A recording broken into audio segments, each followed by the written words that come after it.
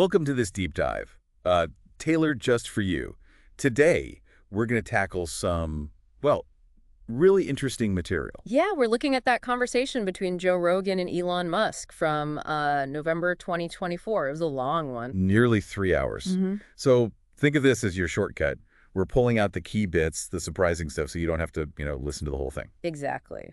Our job here is basically to sift through it all, find those aha moments, and kind of connect the dots across all the different things they covered. We've got the facts, the main themes lined up. And it's quite a range, isn't it? I mean, we'll go from, believe it or not, Musk's past as a top gamer. Yeah, that was unexpected. Right. And esports, all the way to, like, big picture stuff on social media rules, health, politics, tech futures. Should we just jump in? Let's do it. Where should we start? Maybe with that gaming piece. It kind of sets a surprising tone. Okay. Yeah. Video games.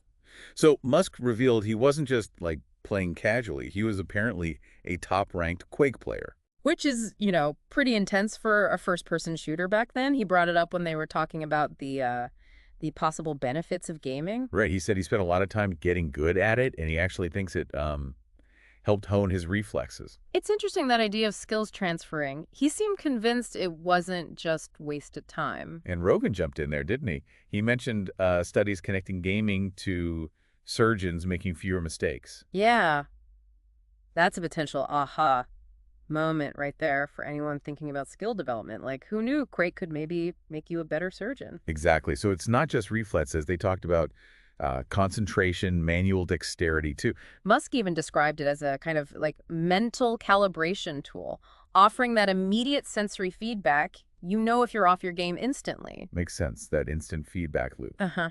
They did briefly touch on the addictive side, too, and how it can be stress relief for some people. The usual stuff. And Musk had to get a joke in, right? Something about mandatory gaming for surgeons. He did. Classic Musk humor, but it kind of underlines his point about the skills, Definitely. Okay, so from Quake skills, they shifted gears pretty significantly to AI and robotics. Yeah, the future stuff. Musk made a big prediction. Humanoid robots could eventually outnumber humans. He didn't just leave it hanging there either. He talked about Tesla's Optimus project. Right, the humanoid robot Tesla's developing. He sees that as a concrete step towards that future. Initially for repetitive tasks, but aiming higher. Feels like we're seeing the very, very early days of that. Yeah. But it immediately brings up questions, right? Like about jobs. For sure. And they did touch on that automation, the impact on work. Universal Basic Income, UBI, came up briefly as a possible solution if robots take loads of jobs. It's that recurring theme, isn't it? What happens when the machines get really good. But it wasn't all positive speculation. They also got into the ethical side of AI. Serious concerns. Like what specifically? Well, things like privacy, obviously, and AI bias, the risk that AI systems learn and, amplify existing human biases. That's a big one. Yeah, and the ultimate question, keeping it all under human control, can we actually manage AI once it gets super intelligent? That's the million-dollar question, or maybe trillion-dollar question. Though Musk did lighten the mood slightly. Oh, yeah. He quipped, robots might unionize. Okay, that's one way to think about it. So from robots potentially unionizing, they moved on to maybe an even more contentious topic right now, free speech and social media. Definitely a hot topic. And Musk's acquisition of Twitter X was obviously central here. He framed it as, a move to protect free speech. And he got specific, didn't he? Criticizing the deplatforming of Donald Trump. Yeah, he suggested that kicking Trump off Twitter might have actually backfired. Preventing calls for peace or de-escalation was his argument.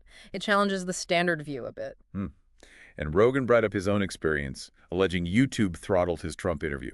More questions about platform control. Then Musk dropped the Twitter files exposure stuff. That was pretty big. Remind me, what was the core claim there? He detailed alleged government payments to Twitter, like millions, supposedly, to remove specific posts. And he mentioned this portal, now deleted apparently, for government requests. Wow. Okay, that suggests a closer link between government and content moderation than maybe people assumed. Right. And they also mentioned NGO advertiser boycotts as another pressure point on platforms. It's not just government. So it all leads to that massive question. Who gets to decide what's okay to say online? Who defines hate speech or misinformation? Exactly. Musk kept coming back to the First Amendment, basically saying that government's role should be very limited there. That seems to be his guiding principle for X. And they used the lab leak theory as an example, didn't they? How discussion around that was supposedly suppressed early on. Yeah, they pointed to that as a case study of how moderation can go wrong, especially with developing stories. Okay, so that ties into broader politics, which they also discussed. Democracy, checks and balances. Yeah, Musk actually expressed concern that a Trump loss in 2024 could potentially weaken democracy. His reasoning was fewer checks and balances, which is an interesting take. He also sounded off about bureaucracy, right? Using his own Tesla experiences. Oh, yeah. He talked about permit delays, the kind of red tape frustrations that businesses face, giving a concrete example. And Rogan connected that frustration to maybe why some people just check out of politics. Voter disengagement. Makes sense. If the system feels broken or slow, why bother? They definitely agreed the stakes felt high in the election. Did they get into any weird specifics? I remember something about protests. Briefly, yeah. Talked about protest tactics, the idea of agent provocateurs, and they mentioned some debunked rumor about Trump, just showing how messy political talk can get. Okay. Then they shifted again pretty dramatically. Environment and diet. Uh-huh. Musk naturally highlighted Tesla's role in renewable energy. And he made that claim about solar power, right? Right. That you wouldn't need that much land. Yeah. The 100 by 100 mile square idea to power the whole U.S., it's a bold claim, definitely makes you think about scale differently. What about farming? I know that's controversial. He challenged the idea that all animal agriculture is inherently bad for the climate.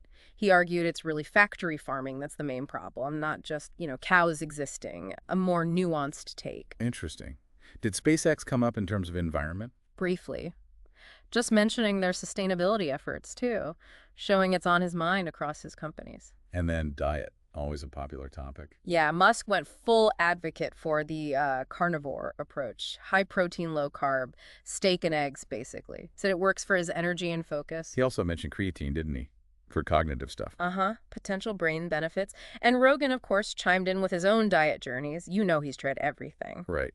And Musk seemed pretty skeptical about, anti-meat messages. Yeah, he called it meat reduction propaganda, definitely pushing back against that trend.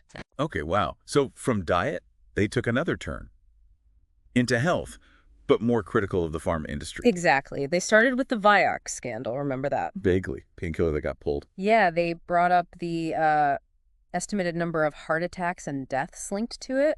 A pretty stark reminder. And Musk used that to question the industry's motives. Pretty much. Questioning profit motives, whether safety always comes first. It's a common critique, but hearing it from him adds weight. Then things got historical. Something about World War II. Yeah, that was wild. They talked about soldiers using methamphetamine in WWII for endurance. Seriously? Apparently so.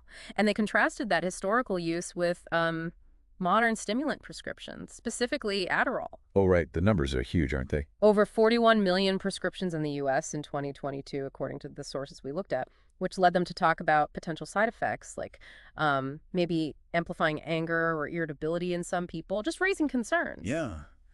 And Musk thought the FDA should be doing what exactly? His angle was they should focus more on approving drugs that genuinely improve quality of life, maybe faster. Yeah. That fits his whole innovation focus. And Rogan added some personal stories about drugs and legality. Yeah, anecdotes about drug use and the sort of messy consequences of making things illegal versus regulating them. Okay, nearly there. The final big topic seemed to be conspiracy theories, specifically the COVID lab leak idea. Right. They really leaned into the idea that the lab leak theory was deliberately suppressed. On YouTube and other places. Yeah, that was the claim, that platforms actively pushed down that discussion early on. Both Musk and Rogan seemed to buy into that. And they brought up Jon Stewart's take on it? Uh-huh, his comedic bit questioning the official narrative. Yep. And they mentioned the allegations about Dr. Fauci funding the Wuhan lab through, a nonprofit intermediary. And the risks of that kind of research. Gain of function. Exactly. They touched on the dangers of that research, modifying viruses. Musk was blunt. What did he say? He basically called it bioweapons research, or akin to it, and questioned Fauci's whole story on the origins. Strong words. Rogan mentioned whistleblowers being suppressed, too. Yeah, adding to that theme of information control and potential cover-ups, it definitely reflects a certain skepticism they both seem to share about official narratives. Wow. Okay, so that's That's a lot we just covered. It really is. A concentrated dose of that whole Rogan Musk marathon. We went from Quake skills to AI ethics, free speech fights, pharma critiques, lab leak theories. Pretty wide-ranging. So thinking back on all that, what stands out most to you? Anything particularly surprising, even after laying it all out? For me, maybe it's just the sheer breadth. But also, the Quake thing was genuinely unexpected, linking gaming reflexes to, running SpaceX and Tesla. Yeah, that was a curveball. What about the social media stuff, the Twitter files claims? Did that give you pause? It definitely raises questions about transparency and influence, doesn't it? Or maybe folks are thinking more about that robot future Musk painted. Are we ready for Optimus and friends? Huh? Maybe not ready for them to unionize yet. But look, this conversation, you can hear it, it throws up a ton of important questions. Different viewpoints, sometimes clashing ones. Absolutely. And it's a good reminder, isn't it? Staying informed means, engaging with all sorts of ideas, even ones you disagree with, and thinking critically about where the information comes from. Definitely. We hope this deep dive has been, a useful way to get the gist without needing 3 hours free. And hey, if anything we talked about sparked your interest, maybe the Vioxx history or the Adderall numbers or the whole lab leak debate, we really encourage you to dig deeper, look into it yourself. This is just a starting point. Couldn't agree more. Okay, so here's a final thought to leave you with, something to chew on. Given how fast technology is moving and how complex the information landscape is, what do you think is the single most vital skill someone needs today to, well, just navigate it all effectively?